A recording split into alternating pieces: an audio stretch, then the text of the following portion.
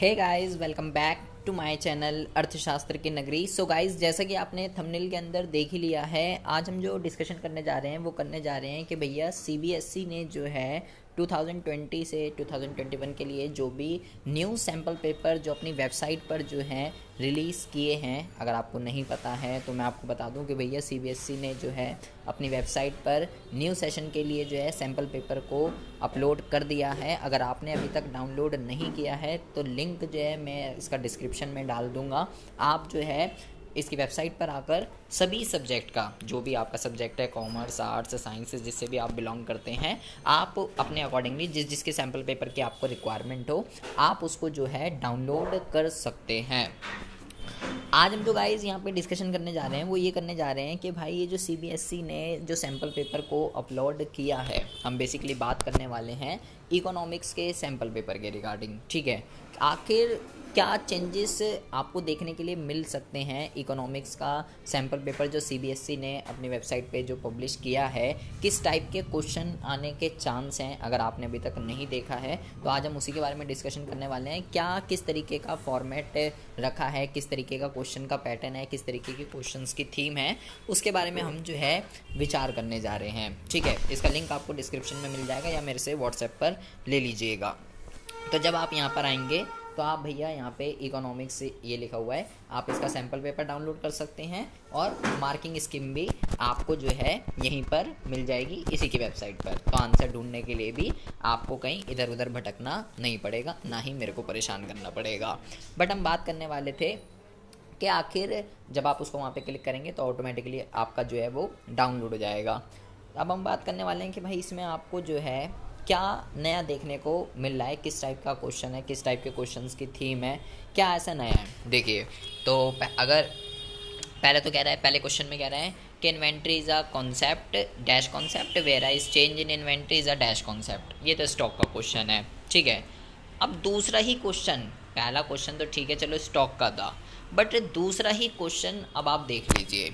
दूसरे क्वेश्चन के अंदर क्या लिखा है, इन द प्रेजेंट कोविड-19 many economist have realised their concern that economy में have to face deflationary situation due to reduce economic activity in the country. Suppose you are a member of the high-powered committee constituted by the RBI. You have suggested that the superior of the commercial bank. अब आप दूसरे question को देख लीजिए।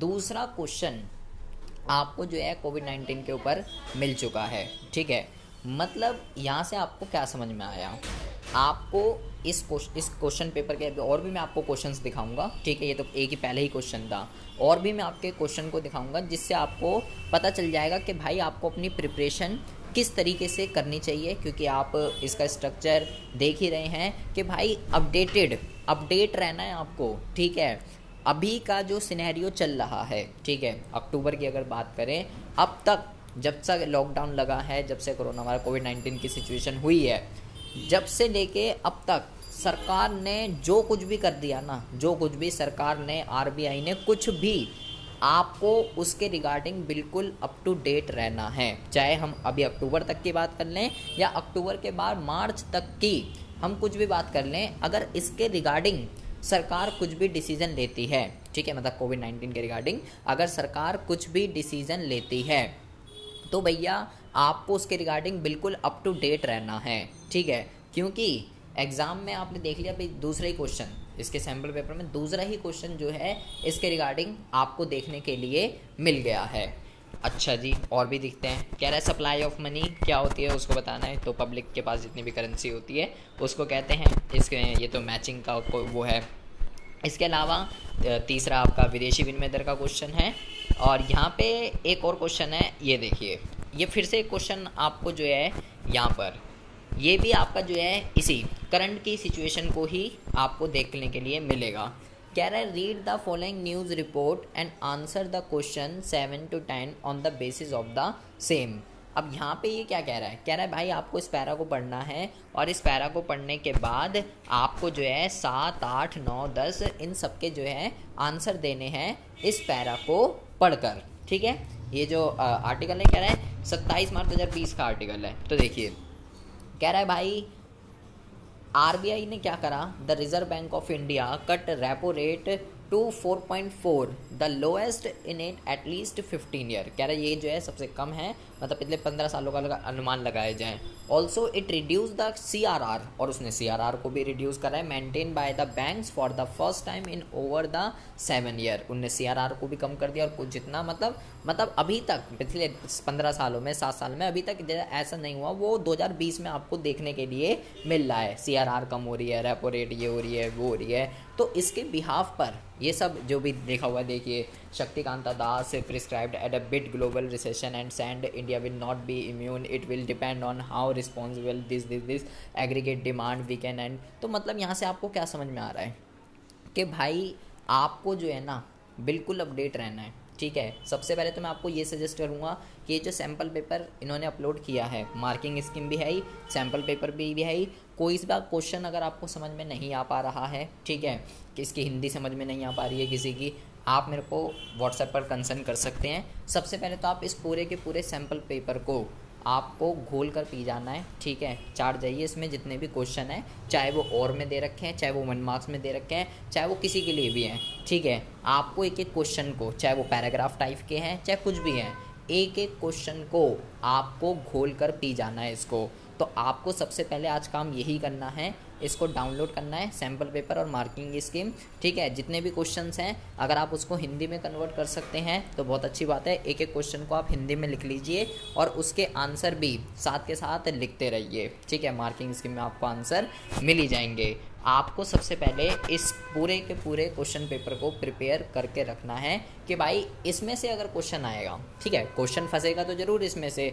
अब इसने upload किया है तो क्वेश्चन फंसता तो ज़रूर है, चाहे वो 1 नंबर का फंसे, चाहे वो 3 का फंसे, या किसी का भी फंसेगा तो इसमें से ज़रूर, ठीक है। चाहे थोड़ा घुमा फिरा के दे दे, डायरेक्ट ऐसा ना है, लेकिन फंसेगा तो इसमें से ज़रूर। तो आपको इसमें से जो है, आपको इसमें से भाई एक एक क्वेश्चन को घोल कर पी जाना है।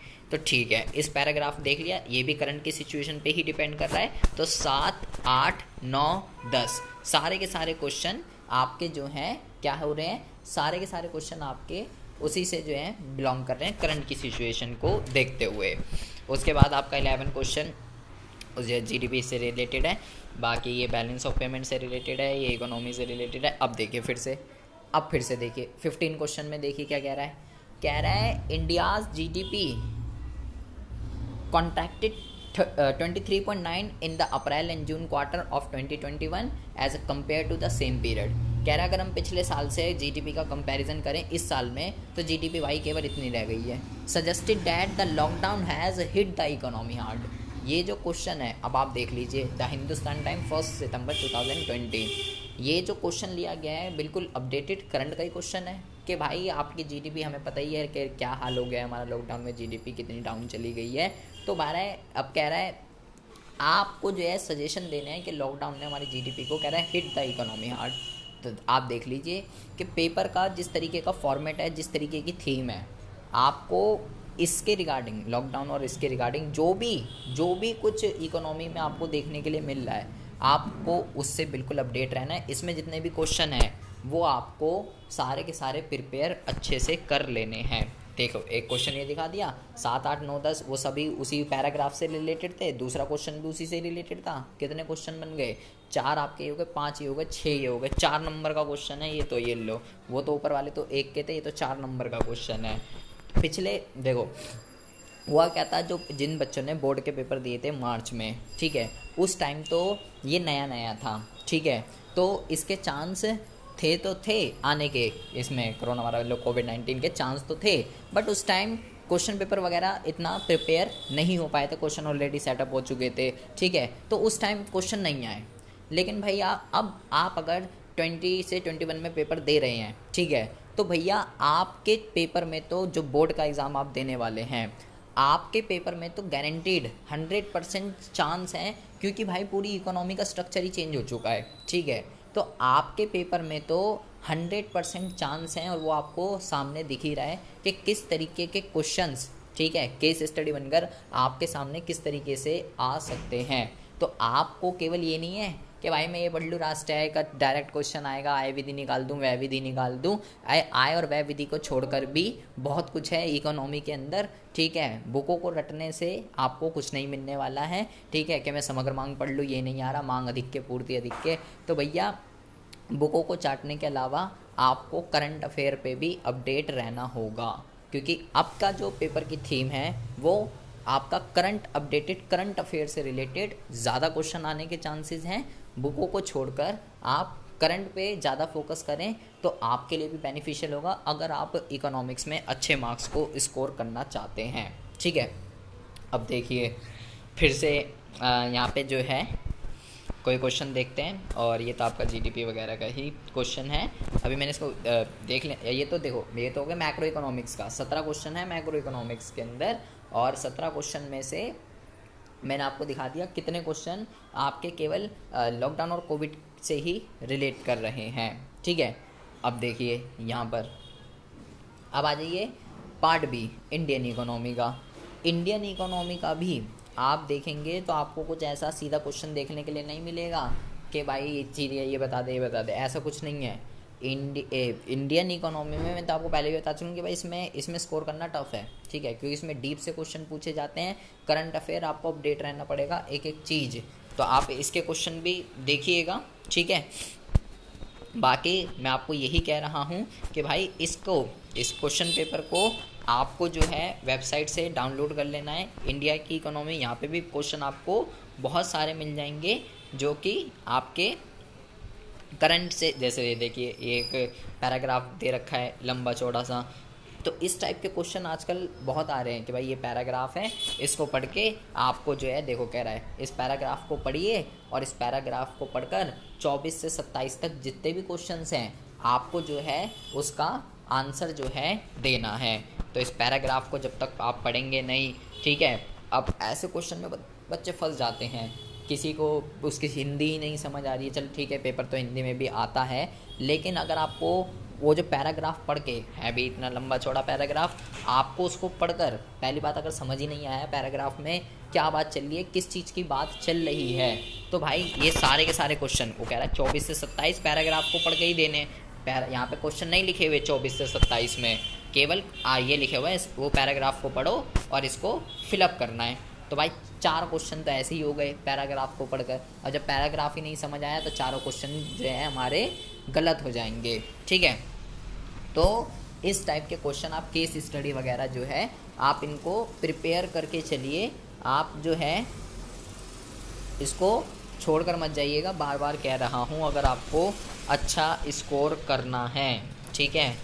और यहाँ पे क्वेश्चन देखते हैं, ये लीजिए जी, यहाँ पे देखिए जी 31 क्वेश्चन में देख लीजिए, आत्मनिर्भर भारत क्वेश्चन किसका है, अभी समझ गई होगे आप, कहने की कोई दिक्कत ही नहीं है। Atmanirbhar Bharat had been at the root of the Indian planning process in the form of self reliance as the object of planning process. वैसे प्लानिंग प्रोसेस का भी और वैसे भी आत्मनिर्भर जो है वो हमारा पता ही आपको मोदी जी, ठीक है। तो ये क्वेश्चन भी देख लीजिए।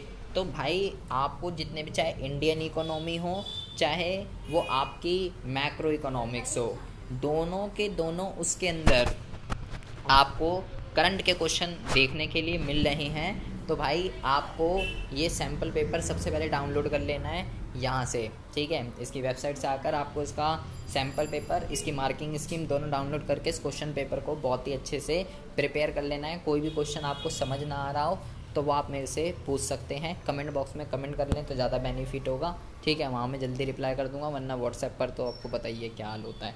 तो भैया आप कमेंट में पूछ लें तो ज़्यादा बेटर है, वरना आप व्हाट्सएप कर दीजिए अगर कोई क्वेश्चन ये पैराग्राफ टाइप का है तो उसका मैसेज मेरे को भेज सकते हैं।